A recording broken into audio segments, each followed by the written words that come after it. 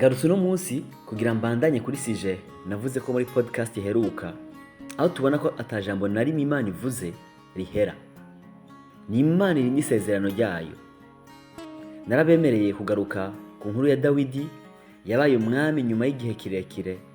Imana yaramurobanuje amavuta muri bene se benshi, aho se n'abakuru biwe babona toba mu Samweli yorobanuza amavuta nk'uko yari yatumwe, ko bari bamuhaye ikibanza cy'inyuma y'intama.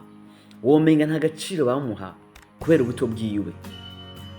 Reka tudatevye dusome mu gitabo ca mbere ca Samweli 16 kuva ku murongo 11 haravuga ngo, maze Samweli abaza Isayi ati, mbega abana bawe bose nabo? Aramwishura ati, hasigaye umuhererezi, ariko rero ari ku ntama. Nuko Samweli aramubarira ati, tuma uje kumuhamagara, kuko tutari bwicare ngo tujye ataraza. Nuko atuma uje kumuzana, kandi yari umuhungu w'inzobe w'amaso meza w'umunyakaranga. Maze Uhoraho aravuga ati, va hasi umusuke amavuta, kuko wa wundi ari uyu. Nuko Samweli aca yabira rya hembe ry'amavuta, ayamusukako bakuru be bamukikije. Kuva uwo munsi mpwemu Uhoraho yamaza kuri we akawushungwe. Nuko Samweli arahaguruka asubira i Rama. Amen. Ndagufitiye inkuru nziza. Naho bagukengera kubera baraba nk'abantu kubifadika vy'ivyo ufise, vyahuva n'ivyo ukora n'ibindi, hari Imana ikubona kandi izi ico uri n'ico ikubikiye. Hari ico yaguteguriye abandi batazi kandi batona kubonamwo, kuko baraba ibiboneka vy'aka kanya. Uhoraho aragomba kukugirira neza, azokugirira neza peu importe abo kugwanya canke abo shaka kuzibiza.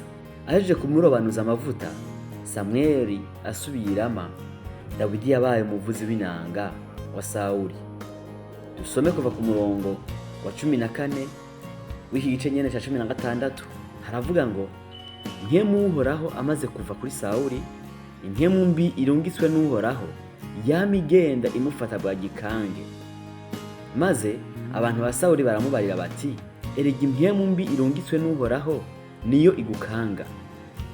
Enda se databuja, nudutume twebwe abasavyi bawe duhagaze hano, tuje kukuronderera umuntu w'umuhinga azi gucuraranga inanga, maze iyo mpwemu mbi irungitswe n'Imana igufashe aza gucurarangire ukire.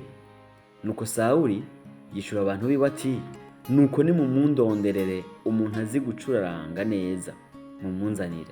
Umuhungu umwe w'umusore aramwishura ati, nabonye umuhungu wa Isayi w'i Betelehemu, n'umucuraranzi w'umuhinga, n'umuhizi w'inkomezi, kandi arazi kugwana, aritonda mu vyo avuga, n'umuntu w'igikundiro, kandi Uhoraho ari kumwe nawe. Amen. Nuko Sawuli atuma intumwa kuri Isayi uti, murungikira umuhungu wawe Dawidi, umwe aragira intama. Bandanya ube neza mu vyo ushinzwe, mu vyo ujeje gukora ubikore neza. Inyuma y'intama, Dawidi yagwaniye intama n'imyagazi ya se, agwana n'amadubu n'intambwe, kandi akamanesha akavyaka imyagazi. Yari n'umuvuzi w'inanga mwiza, kuko tubibonye hejuru aha ku murongo wa 18, aho bavuga neza Dawidi uwo ari we. Ngo n'umucuraranzi w'umuhinga, n'umuhizi w'inkomezi, kandi arazi kugwana, ngo aritonda mu vyo avuga, n'umuntu w'igikundiro, kandi Uhoraho ari kumwe nawe. Maze Dawidi amaze gushika kwa Sawuli imbere yiwe, ngo aramukunda cyane. Kuri 21 haravuga ngo, nuko Dawidi ashitse kwa Sawuli arenguka imbere yiwe. Nuko Dawidi ashitse kwa Sawuli arenguka imbere yiwe, Sawuli aramukunda cyane, amugira umutwaza ibigwanishwa. Maze Sawuli atuma kuri Isayi uti, aragusavye Dawidi ngo mugendanire kuko amushimye. Iki gikundiro n'ubuntu bw'Imana vyari kuri Dawidi ku maso y'abantu. Bikube ko ube rurangwa, abantu bakuvuge neza, kandi utunganira Imana mw'izina rya Yesu Kristo. Amen. ukaba utaramenya aho vyose biva. Ni kukubana nayo ku munsi ikama ikurangira inzira, ikakubwira icyo gukora, ikakurongorera mu byo ishaka, kuko yabanye na Dawidi. Igihe Dawidi yica Goliyati, nta numwe yemera ko umwana muto yamenyereye kwibera inyuma y'intama yokwica umusoda akomeye w'ikigatanya nka Goliyati yamenyereye urugamba. Ariko Dawidi ibanga yari afitaniye n'Imana, yabanye nawe mu ishamba riri mu madubu n'intama, akayibona imukiza. Muri iki gice cya mbere cya Samweli ku 31 ngo bumvise amajambo Dawidi avuga, muyasome hejuru gato muri iki gice nyene, ngo bayashengerana kwa Sawuli, aramuhamagaza. Dawidi ashitse abarira Sawuli ati, ntihagire uwo arandura umutima, jewe umusavyi wawe ndagivugwana n'uwo Mufilisitiya. Sawuli yishura Dawidi ati, ntiwoshobora kuja kurwanya uwo Mufilisitiya kuko ukiri umwana, ariko we yamenyereye kugwana uhereye mu buto bwiwe. Dawidi yishura Sawuli ati, jewe umusavyi wawe iyo ndagiye intama za data akaza intambwe canke idubu, tugasahura umwana w'intama mu mukuku, twaca tugerekerana nkagikubita nkakiyaka mu kanwa, camvumbukana nkagisumira urusakani, nkagikubita nkacica. None umusavyi wawe ko namaze kwica intambwe n'idubu, n'uwo Mufilisitiya w'intakebwa azopfa nka kimwe muri ivyo, kuko yacokoye ingabo z'Imana nzima. Dawidi ataka aravuga ati, Uhoraho yagiye andokora mu nzara z'intambwe no mu z'idubu, arandokora no mu maboko y'uwo Mufilisitiya. Nuko Sawuli abarira Dawidi ati, nuko genda, Uhoraho abane nawe. Amen. Amen. Burya icuwe ntaco bisana n'imyaka yawe, ntaho bihuriye naho wumva, nuko abantu bakuzi canke bakubona. Icuri nikijya uri mwibanga ryawe n'Umuremyi. Hari amadubu n'intambwe byo mu buzima bwawe, uri inyifato, ingeso, imvugo, ivyumviro, ibikorwa n'ibindi ukwiye kunesha kugira mu bihe kanaka uzoronke icyo ubwirira ko abandi, ubwizigirwa n'ububasha bw'Imana, kuko ububasha bwawe butoguhesha kunesha ibya kameremere kawe k'umubiri. Ngira ngo navyumvise neza.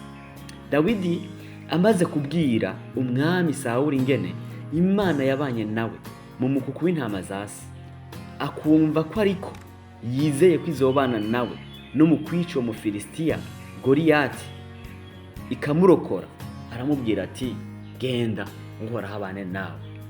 Kandi yabanye nawe koko. Ku murongo wa 48 w'iki gice nyene haravuga ngo, nuko wa Mufilisitiya abavuga Goliyati atanguye kuza ngo ahure na Dawidi. Dawidi arabandanya ariruka atumbereye ingabo z'Abafilisitiya ngo ahure n'uwo Mufilisitiya nyene.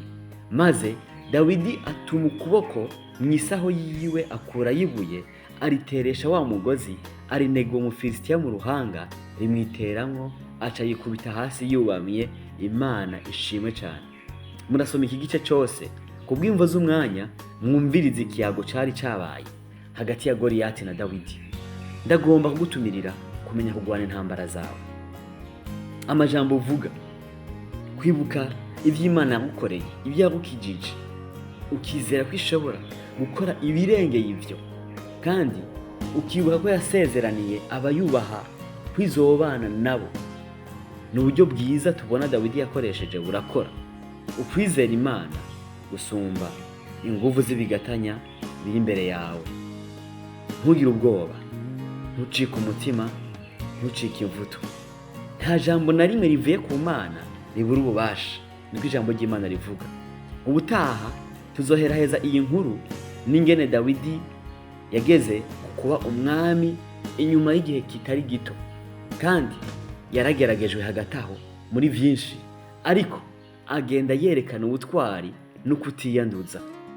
Turabashimiye cyane mwebwe mukomeza kubana natwe. Iyi ni Femi TV, murazi uko bigenda. Namba iyi nkuru yagufashije, gisangiza abandi.